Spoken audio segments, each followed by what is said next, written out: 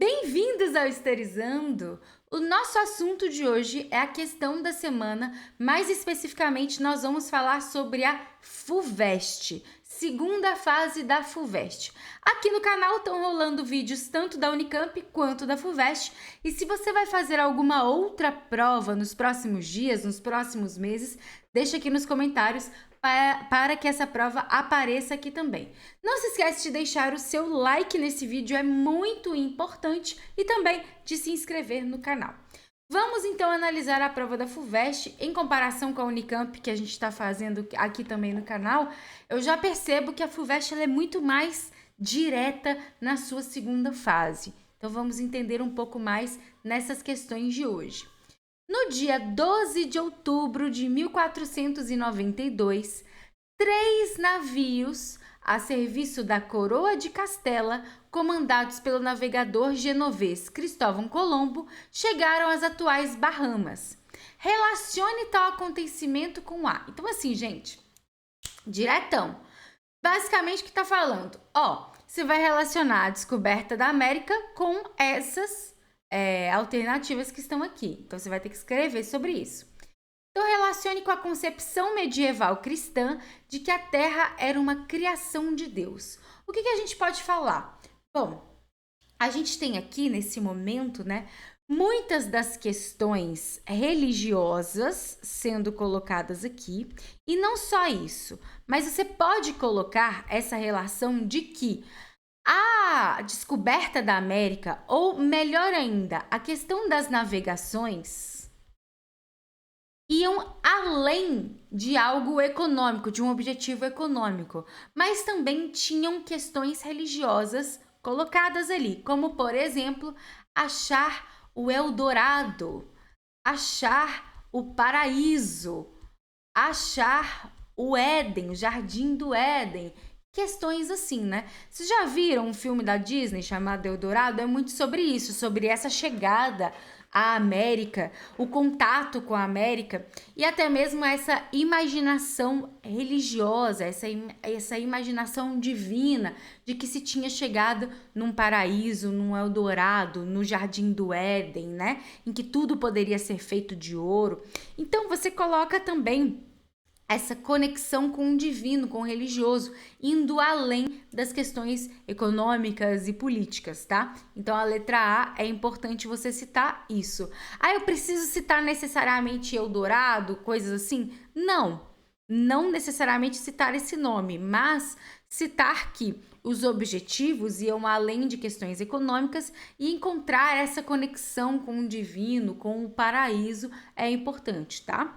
Então, vamos lá. Letra B. Competição mercantil interestatal europeia do fins do século XV. O que você tem que citar aqui? Península Ibérica. Tati, o que é Península Ibérica? Olha lá, você vai fazer segunda fase da FUVEST, hein? Precisa saber. Portugal e Espanha. Essa competição você pode então se basear nas competições da Península Ibérica com relação às grandes navegações. São dois grandes pioneiros para encontrar caminhos alternativos para a chegada ao Oriente ou às chamadas Índias, Mas saiba você que Índias não é a Índia de fato, e sim o Oriente, As Índias, por isso no plural. Mas então você pode falar dessa competição e até mesmo falar do chamado Tratado de Tordesilhas, que resolvem dividir o mundo entre os dois aí, justamente por essa competição mercantil de maiores lucratividades, de maiores comércios, de maiores relações, tá? E letra C, memória construída em torno dele em dois momentos dos séculos 20 ou 21. Assim, achei um pouco confuso, mas observe que aqui é ou, tá? Então, na verdade, essa memória construída, o que você vai colocar? Que hoje as discussões, elas estão mais críticas nesse sentido, porque muitas das vezes, se a gente pega registros historiográficos do século XVIII, do século XIX, até mesmo anteriores, coloca aí essa descoberta da América, até mesmo o fato de chamar de descoberta, de algo grandioso, de algo maravilhoso, de algo incrível, do avanço dos europeus como heróis. E hoje a gente sabe muito bem que existem inúmeras visões críticas com relação até mesmo a essa historiografia.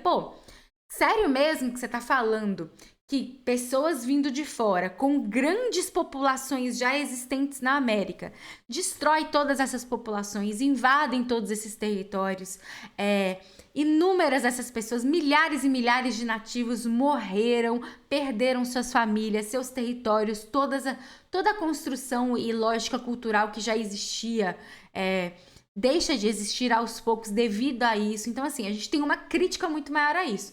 Então, na letra C, o que você tem que abordar é essa crítica, que no passado ela não era tão forte quanto hoje é.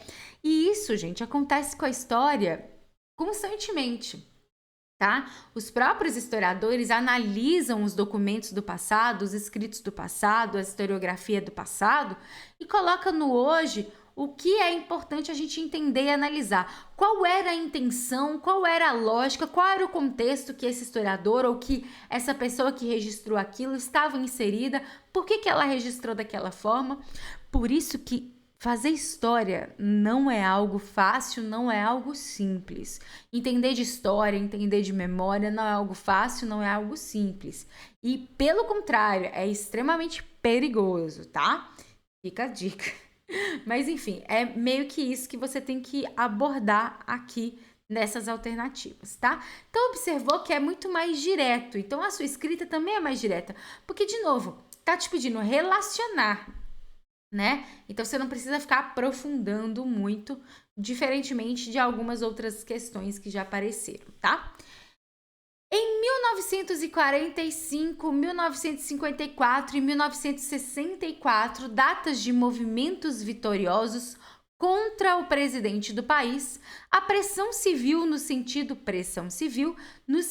de intervenção militar no processo político cresceu e foi comunicada aos militares através de contatos pessoais, manifestos públicos, editoriais da imprensa. Normalmente, os pedidos de intervenção afirmavam que o presidente estava agindo de maneira ilegal e que, em face dessas condições, a cláusula de obediência dentro dos limites da lei os dispensava do dever de obedecer ao chefe do executivo. Engana-se você que essa galera que tem saudade de militar é algo novo, né, no Brasil, só que não.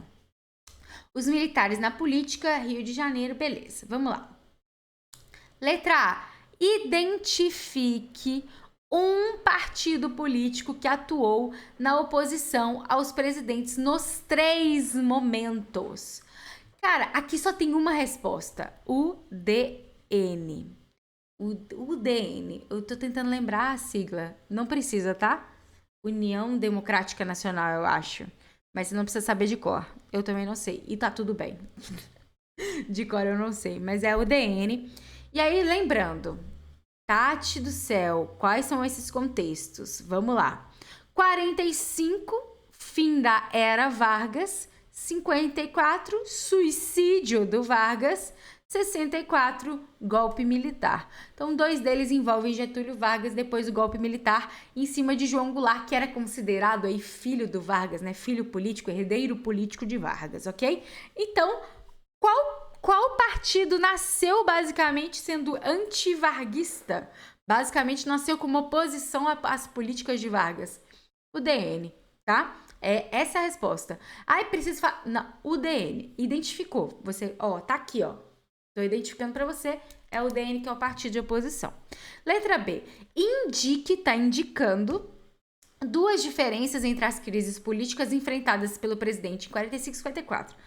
Primeira diferença muito importante, contexto histórico, tá? O primeiro contexto histórico é o final da Segunda Guerra Mundial, em que o Brasil, lutando a favor de democracias, estava inseridos em uma ditadura. Já é uma diferença crucial e importante para a queda do Getúlio Vargas. Segundo contexto, 54, nós estamos na Guerra Fria, em que nós temos aí dualidades muito fortes acontecendo, tanto externamente quanto internamente.